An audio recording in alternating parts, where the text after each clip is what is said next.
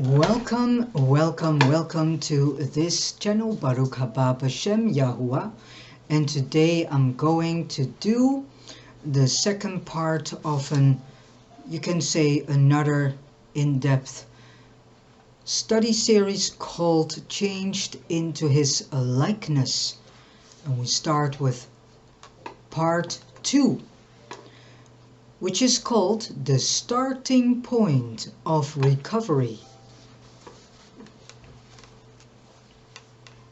We begin with Abraham, because the divine plan of redemption begins with Abraham. When we open our New Testament, the first words we read are these: the book of the genealogy of Mashiach Yahusha, the son of David, the son of Abraham. Immediately the genealogy begins. Abraham begot Isaac, Isaac begot Yaakov, and Yaakov begot Yehudah and his brothers. There can be no doubt, then, about Abraham's importance. Moreover, of all the Old Testament characters, his is the name most frequently on the lips of Master Yahusha. Before Abraham was, I am, Yahusha says. Your father Abraham rejoiced to see my day, and he saw it and was glad. John 8:56 and 58. Everything began with Abraham. He is the starting point of everything in redemption and in the purpose of the Most High Yahuwah. The disciple Paul tells us that Abraham is the father of all those who believe. This is being said in Romans 4, verse 11.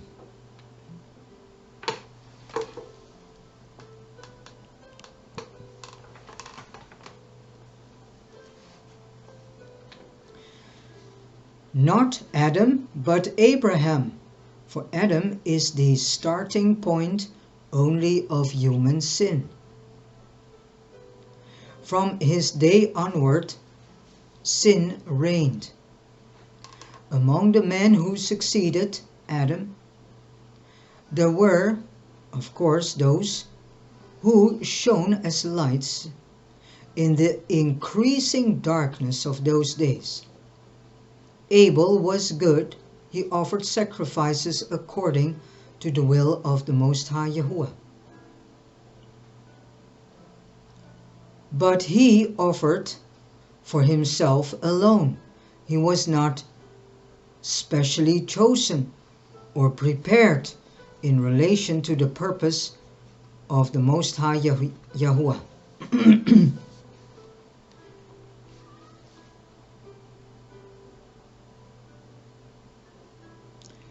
Enoch, too, was simply an individual in his walk with the Most High Yahuwah, and Noah was the same. None of these three was specially chosen by the Most High Yahuwah in relation to the recovery of what was lost by Adam. Abel, Enoch, Noah, all three worshipped the Most High Yahuwah. Abraham did not. He worshipped idols. Things had gone from bad to worse until the man in Ur of the Chaldees and in all the other cities around them were idolaters. And Abraham and Nahor and their father Terah were no different. They served other mighty ones. Yahusha 24 verse 2. By himself, or Joshua 24 verse 2. By himself, Abraham was not morally the equal of any of those three men who went before him, Noah, Enoch, or Abel.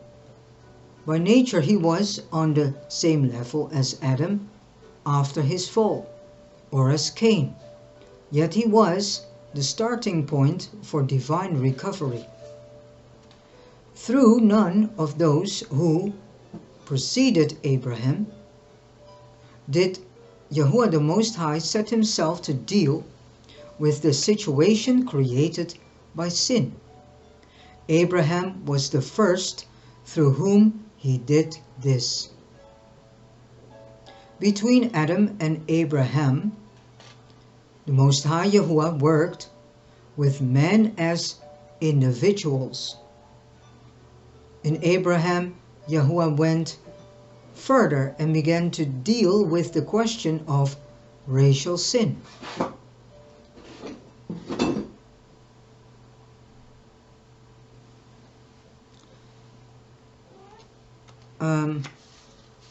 Yahuwah's whole movement to undo the consequences of the fall began with him.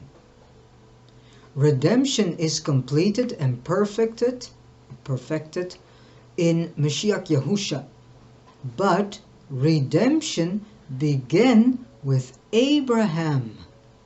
Mashiach Yahusha is the center and the heart of Yahuwah's redemptive purpose. Mashiach Yahusha is the midpoint of the line of recovery of which the kingdom of the Most High Yahuwah in fullness is the end, and Abraham is the starting point. For Abraham was not called and chosen for his own sake, but for the sake of his descendants. He was called to be Yahuwah's vessel in dealing with a tragic situation, not to receive something just for himself. To receive favor and to transmit favor are two different things. When men fell, the Most High Yahuwah took no immediate action. In Noah's day, he judged the world, but he made no move yet to redeem it. Not until Abraham did. He began to deal with the situation at its heart. Abraham was called so that through him the Most High Yahuwah might deal with the whole terrible problem of sin. Right at the outset of Yahuwah's call to Abraham, we can see his aim clearly stated. Now, the Most High had said to Abram, "Get out of your country, from your family, and from your father's house, to a land that I will show you. I will make you a great nation. I will baruch you, bless you, and make your name great. And you shall be a baruching, a blessing. And I will baruch, bless those who bless you. And will I curse him who curses you. And in you all the families of the earth shall be blessed," or baruched. This is Genesis 12, verse 1 to 3. Abraham was called to an inheritance. And this is a question of land.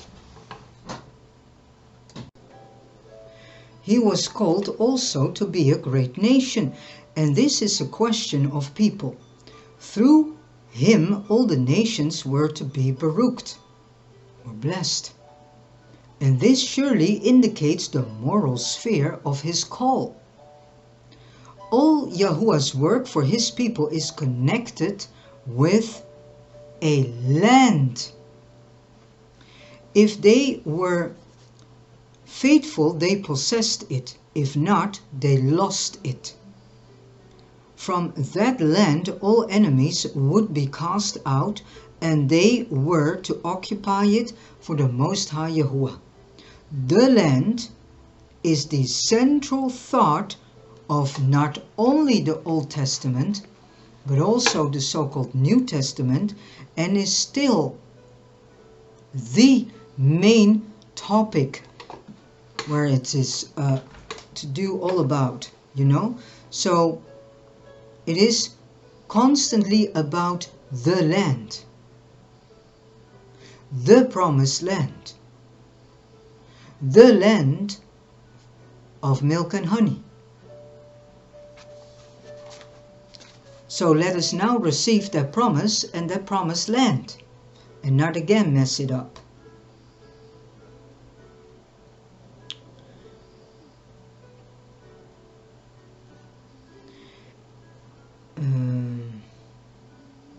From that land all enemies would be cast out, and they were to occupy it for the Most High Yahuwah. The land is the central thought of the Old Testament, but also of the New one. It comes back constantly in everything. Yahuwah the Most High wants a land for His own.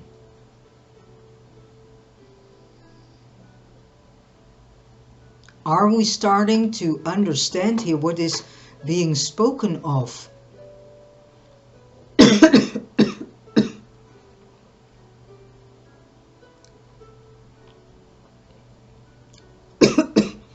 It is not a question of the earth. In the fall, the Most High Yahuwah lost the earth. Nor is it a question of heaven. Of course, there was never a problem about heaven. One day it will certainly be a question of recovery of the earth. Most High Yahuwah wants the whole earth back, and that will be accomplished in the fullness of His kingdom. Before that day, however, the Most High Yahuwah wants a land. He wants that upon which He can take His stand as His very own.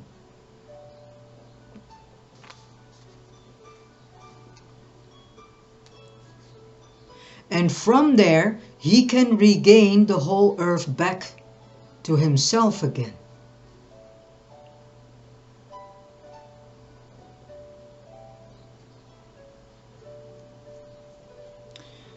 The land is His. It is at least one place where the Most High Yahuwah can reveal Himself, can be heard and seen, and can give to man His laws. First, He has the land, then He will have the earth. You see what the actual goal of everything is? By having first the land and having your vessels in that land for which you can work and eventually can plan out a strategy to get eventually the whole earth back into your hands again. That is the plan of the Most High Yahuwah.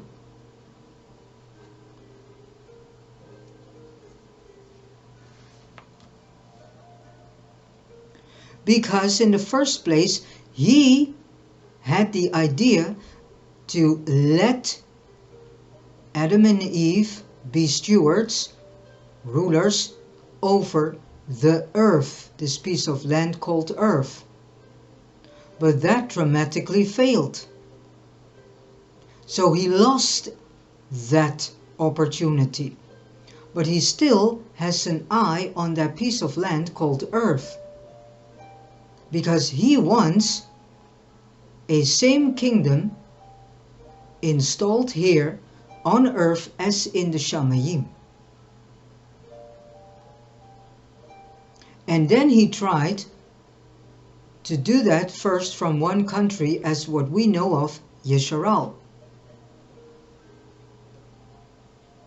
But he chose a very stiff-necked, stubborn people that caused him headaches and a lot of pain and suffering, because these people were only doing his will as soon as they were placed under a sovereign, appointed sovereign that was able to have them in line.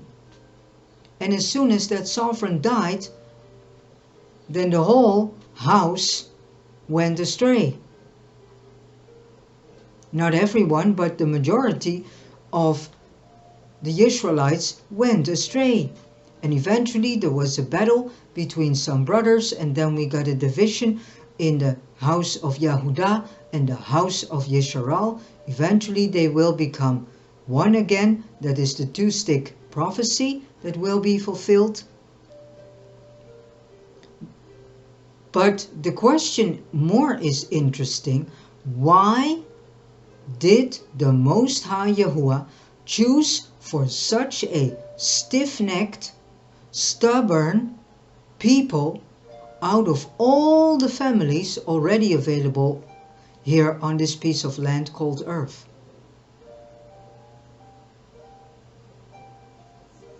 Because they did everything except what he wanted. So you can say that they have in a certain way sabotaged that whole plan from day one. And now the remnants and those whom are still part of the tribes, you can say the leftovers, remnants, they need to be the ones to set up the base foundation, and then the ones coming after them have to do the rest. But they are the ones that now must succeed in this plan. And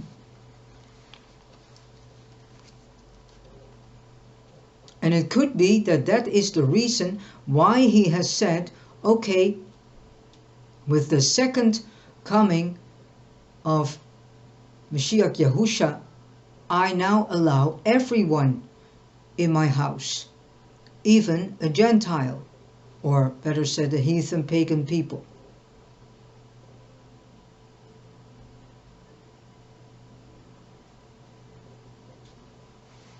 Because he wants to have his plan fulfilled.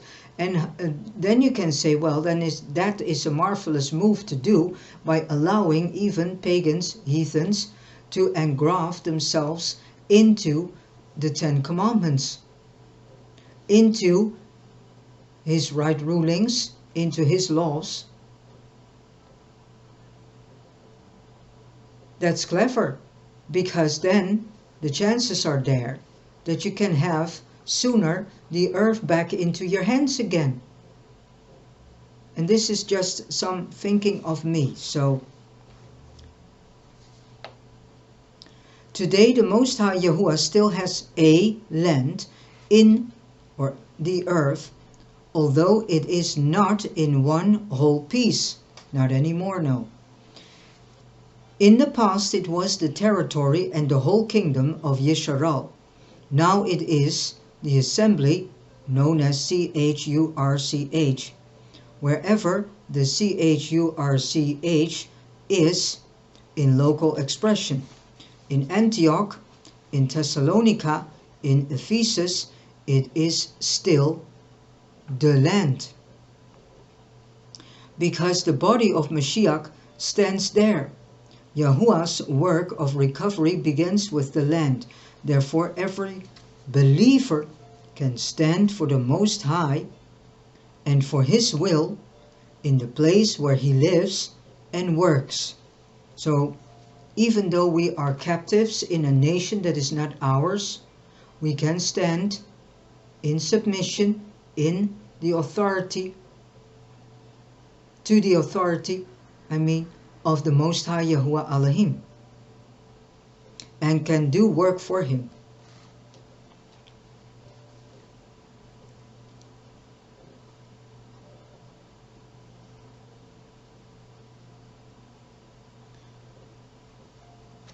He can occupy that piece of territory and hold it for the Most High Yahuwah. The recovery of the whole earth is based on the recovery of those portions now. As long as the people of the Most High Yahuwah were in the land, Yahuwah was the possessor of heaven and earth. When they lost the land, he was called the Most High Yahuwah of heaven. Only when Melchizedek met Abraham after the battle of the kings, Abraham was already in the land. He could therefore say to the king of Sodom, I have raised my hand to the Most High Yahuwah, Most High, possessor of heaven and earth, because he was in the land still. This is Genesis 14 verse 22.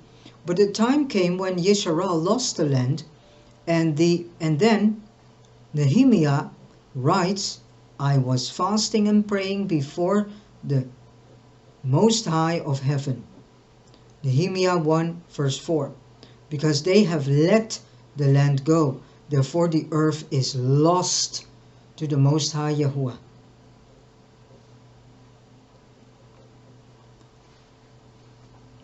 Thus the land is not an end in itself, it stands for the whole earth.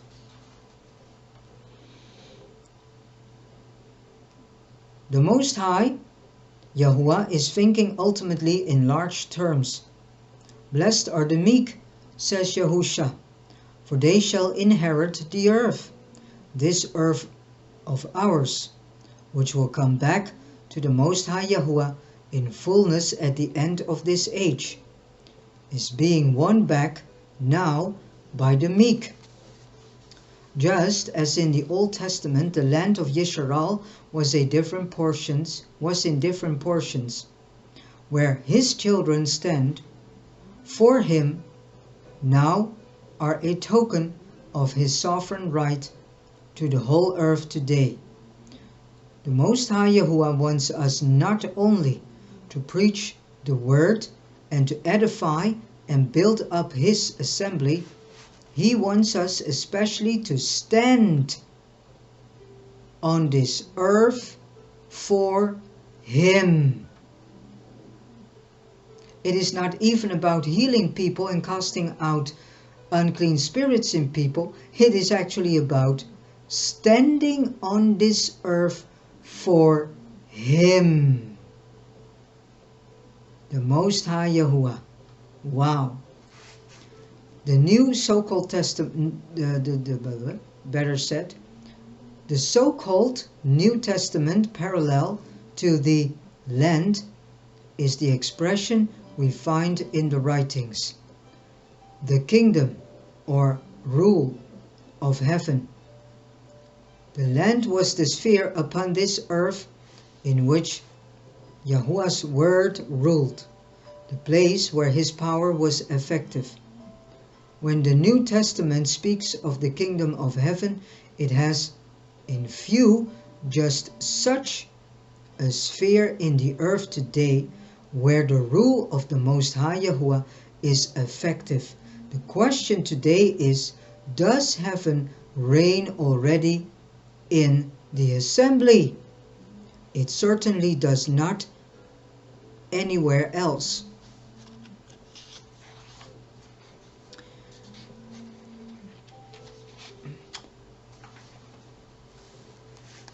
I think we will agree that this is more than an individual matter. It calls for Yahuwah's children in a given place to stand together subject to his rule, so that through them his rule becomes an effective thing there.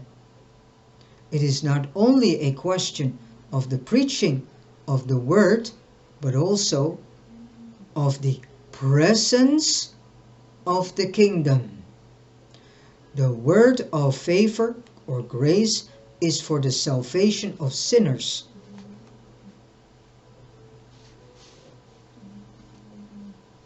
The word of the kingdom is intended to bring back the Most High Yahuwah,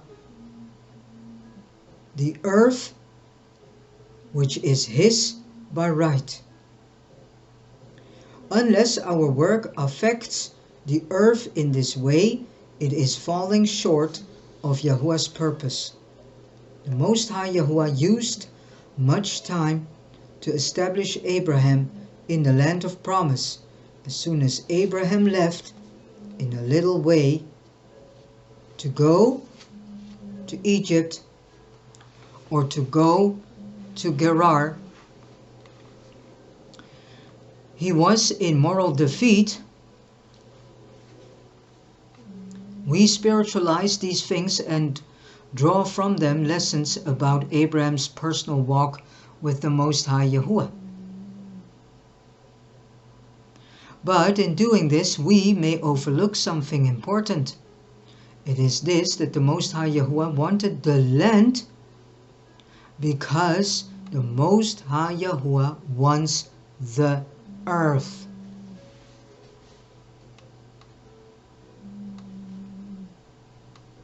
Then secondly, Abraham's call was not only a question of a land, but also of a people. I will make you a great nation. That was Yahuwah's motive in calling this man to himself from among a world of idolaters.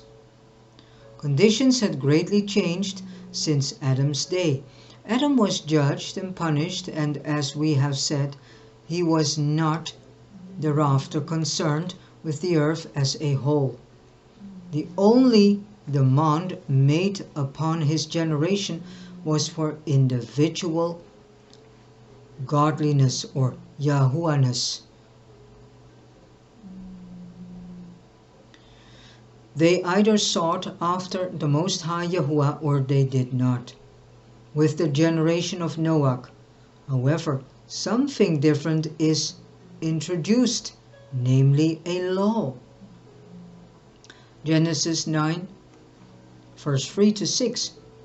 Men were given the opportunity of cooperating together under a law of the Most High Yahuwah, or, of course, they could choose to do so apart from Him. From that time, men became part of an organization. So here is, you can see the forming of the first earthly based organization. Babel is the great result of mankind's organizing itself.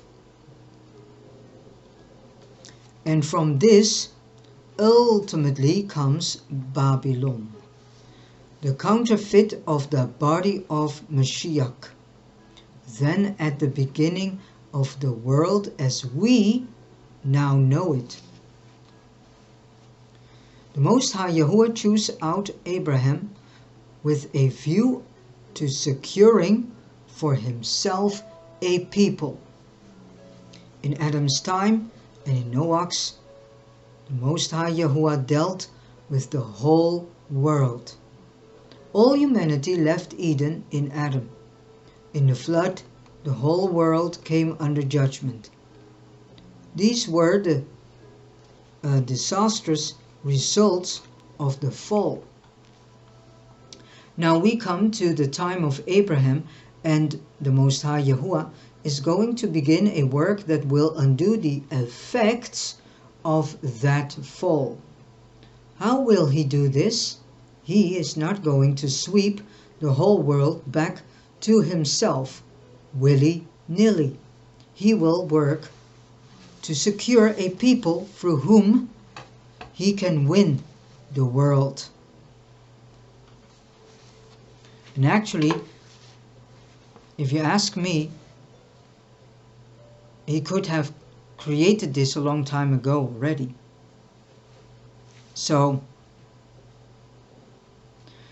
Abraham is the beginning of the choice of the Most High Yahuwah, and he was called not only to lay claim for him to a land, but also to secure for him a people.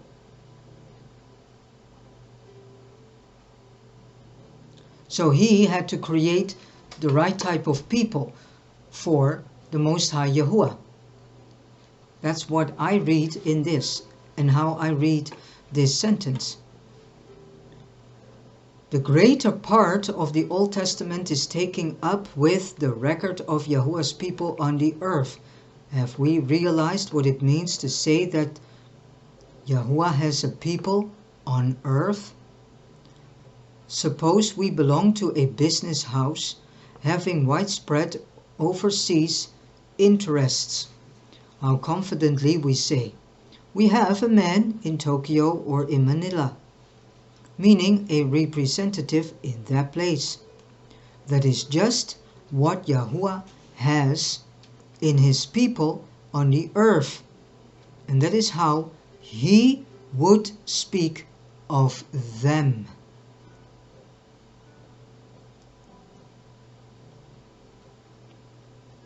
As soon as Yisrael turned away from the Most High Yahuwah to idols, they lost their position as the people of the Most High Yah.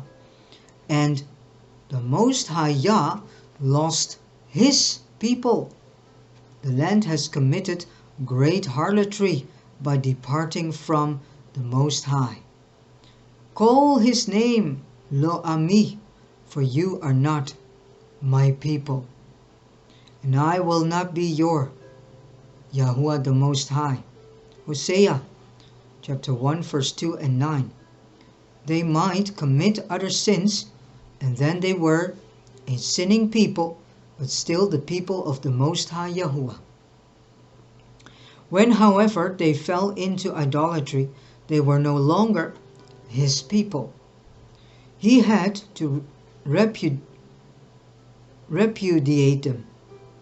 The nation of Yisrael was to be a witness to the Most High Yahuwah, a people who enshrined Yahuwah's presence. Where Yisrael was, Yahuwah was.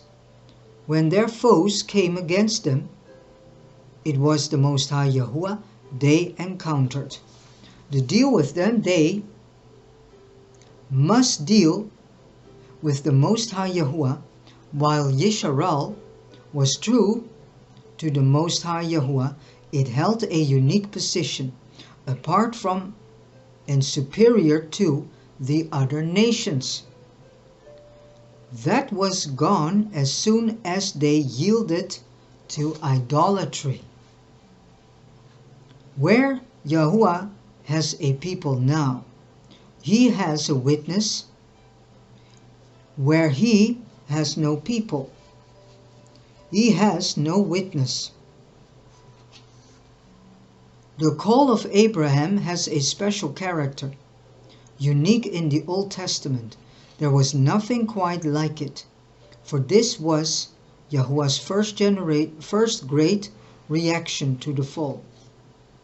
So for this was Yahuwah's first great reaction to the fall. It was the beginning of his answer to the problem of sin.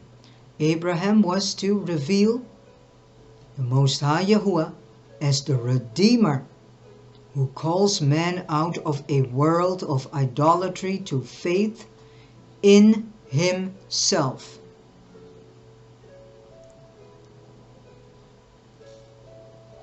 What is the assembly, or CHURCH, today?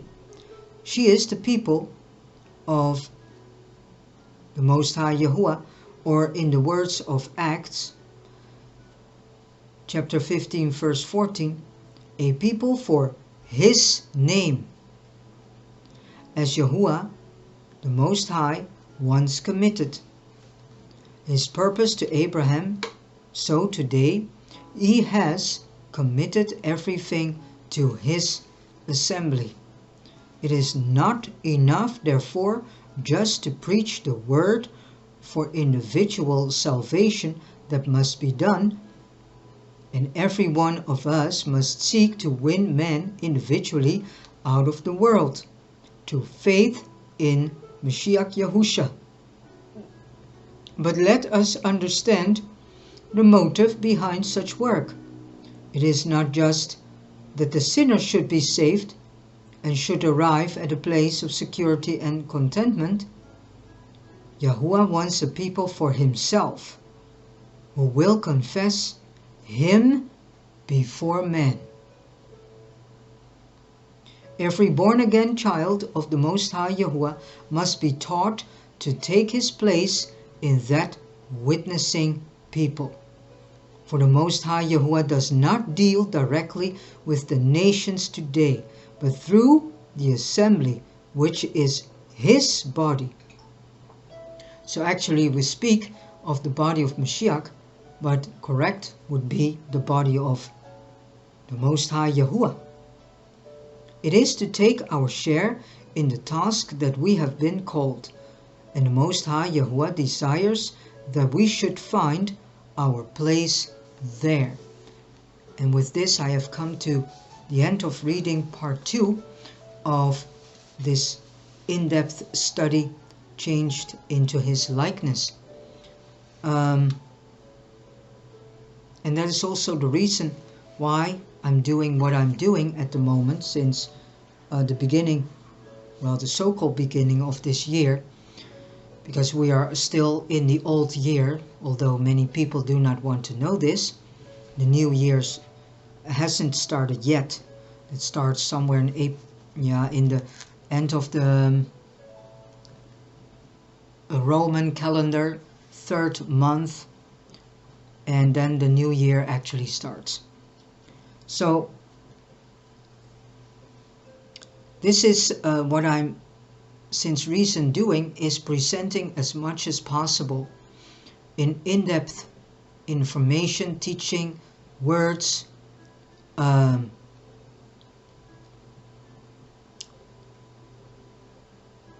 texts, scriptures, through Food for Your Spirit series. Please watch these two. These are very good series.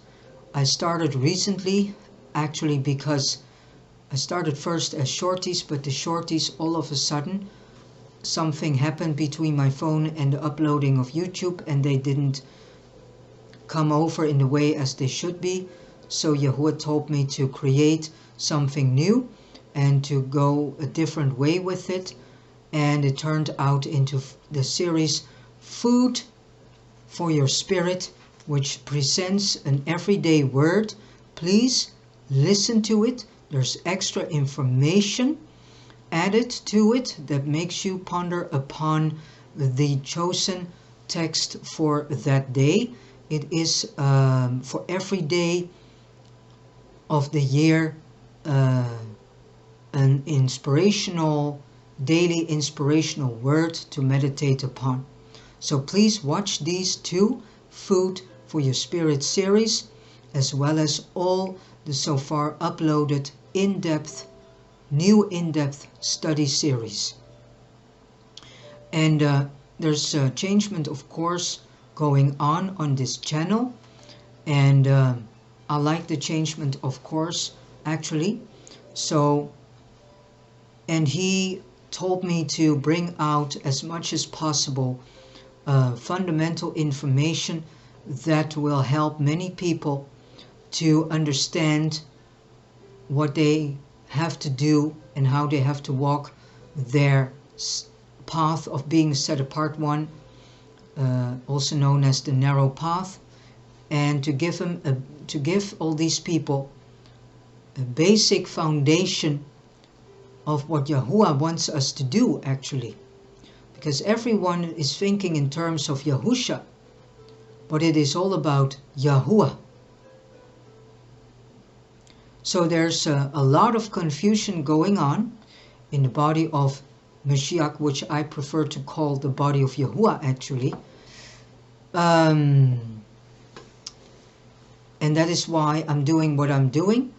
And please, again, watch all these videos, take them in, learn from it, and re-listen to them as much as possible and as many times, because they contain so much information, and it truly can give you a deeper and broader understanding of what the Most High Yahuwah actually is asking from us to do. And for some it can turn out something completely different than what we have been told. So, alright, thank you for coming to this channel, and I wish you all a Baruch day, and I say to you, do not forget to praise Yahuwah the Most High in all the things you do. Baruch haba b'shem Yahuwah, and hallelujah, hallelujah, hallelujah, hallelujah. Baruch Yahuwah, Baruch Yahuwah, Baruch Yahuwah. See you next time.